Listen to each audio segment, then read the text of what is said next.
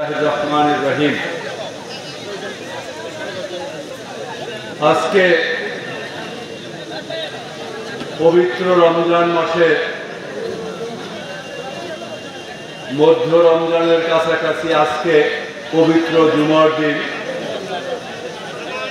আজকে সৌজমিয়া union BNP কর্তৃক আয়োজিত শহীদ রাষ্ট্রপতি জিয়াউর রহমান সহ বিএনপির যেসব নেতাকর্মী দীর্ঘদিন এই দলকে সেবা দিয়েছেন, আজকে আমাদের মধ্যে নেই, তাদের বিদেহী আত্মার মাগফিরাত কামনা করা হবে।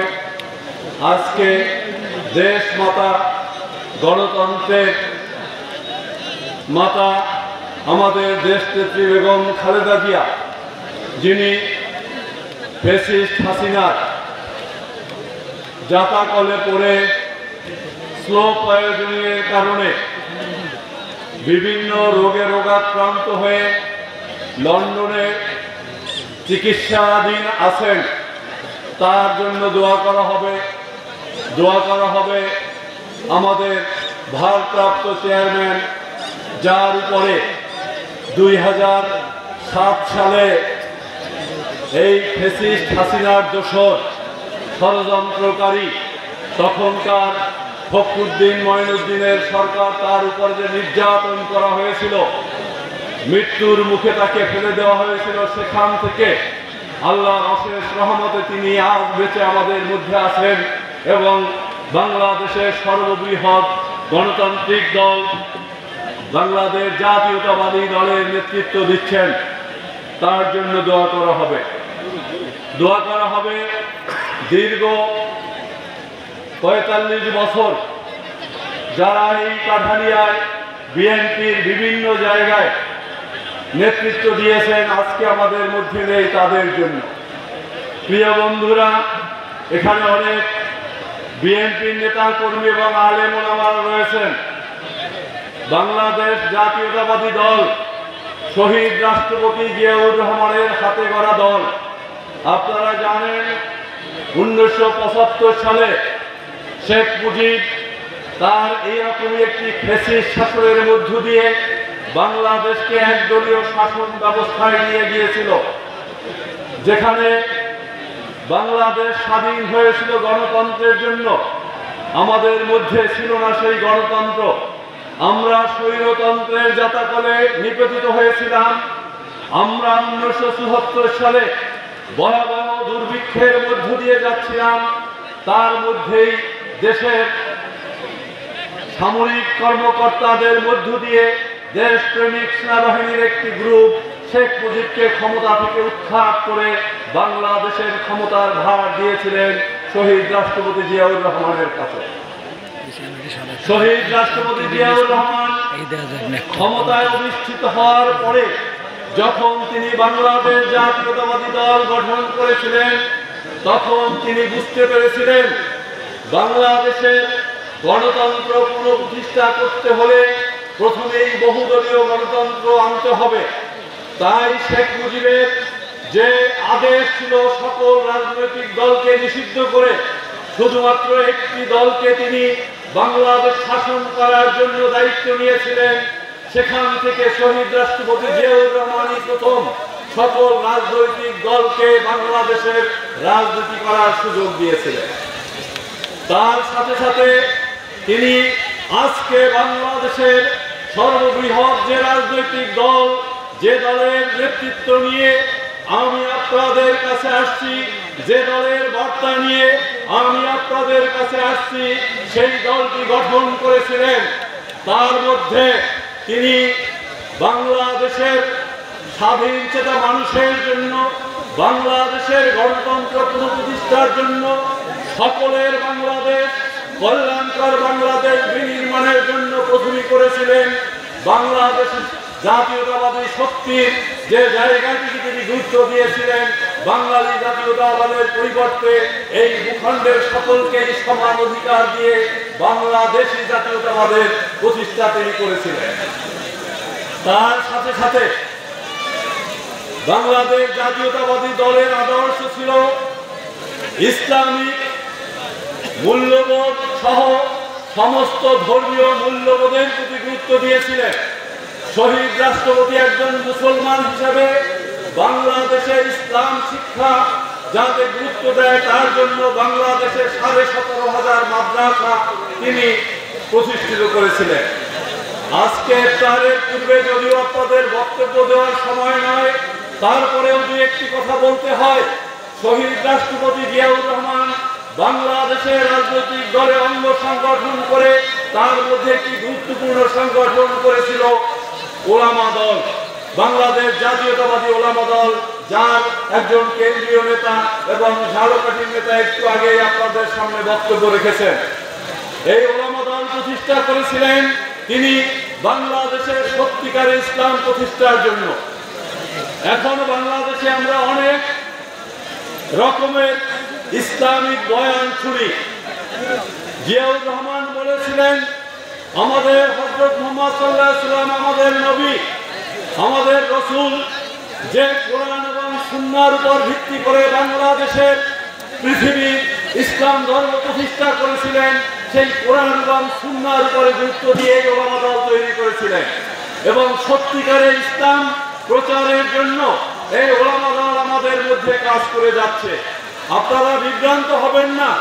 এখন কিছু কিছু ইসলামিক দলের নামে কিছু কিছু রাজনৈতিক দলের প্রতিষ্ঠা বাংলাদেশে পেয়েছে, যে যার মতো করে ইসলামের ব্যাখ্যা দিচ্ছে। আমি দেখেছি কেউ কেউ ইসলামের নামে বাংলাদেশে বলে যে কোরআনের আলো এবং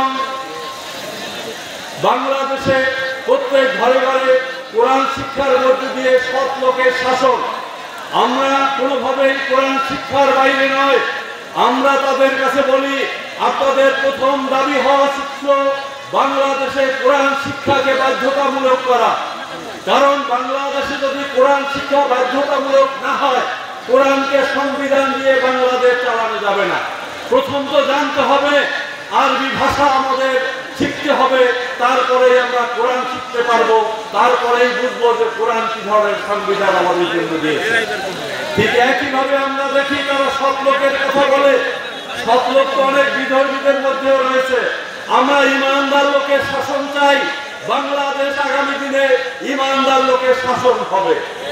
কোন কোন ধর্মীয় রাজনৈতিক দল বলে তাদের মার্কায় ভোট দিলে বেহেশতের চাবি তারা দিয়ে দিবে।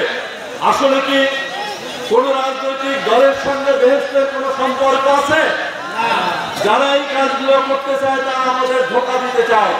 তাই এই মুহূর্তে আমাদের ঐক্যবদ্ধ হতে হবে। বাংলাদেশে যাতে আর শেখ হাসিনার মতো কোনো ফ্যাসিস্ট না আসে, বাংলাদেশে যাতে কোনো ধোঁকাবাজের কোনো প্রতারণায় আমরা না পড়ি। আমরা বলতে চাই বাংলাদেশে অনেকগুলো রাজনৈতিক দল, যার মধ্যে জামাত ইসলাম আছে, 1971 সালে বাংলাদেশের মুক্তিযুদ্ধের বিরুদ্ধে তারা অবস্থান নিয়েছিল। আজও তারা আমাদের কাছে বলেনি যে 1971 সালে মুক্তিযুদ্ধে তারা সঠিক কাজ করেছিলেন না ভুল কাজ করেছিলেন। তাদেরকে আগে ক্ষমা চেতে হবে। 1971 সালে যদি তারা ভুল করে থাকেন, তারপরে আমরা দেখেছি 1991 সালে বিএনপির সাথে এসে 91 সালে বিএনপির সহযোগিতা করেছিল এবং তারা বিএনপির পক্ষে করে বাংলাদেশে নির্বাচন করেছিল। আবার 96 সালে আমরা দেখেছি আওয়ামী লীগের পক্ষ অবলম্বন করেছে। আমরা তাদের কাছে প্রশ্ন রাখতে চাই, আওয়ামী লীগের কাছে ইসলামের কোন জায়গাটা আপনারা ভালো পেয়েছিলেন যে কারণে বিএনপিকে ছেড়ে আওয়ামী লীগের পক্ষে গিয়েছিলেন? আবার আমরা দেখেছি 2001 সালে এসে বিএনপির পক্ষে ঘাড়ে চেপে বসে তারা নির্বাচন করে বাংলাদেশে 2টা মন্ত্রণালয় নিয়েছিলেন।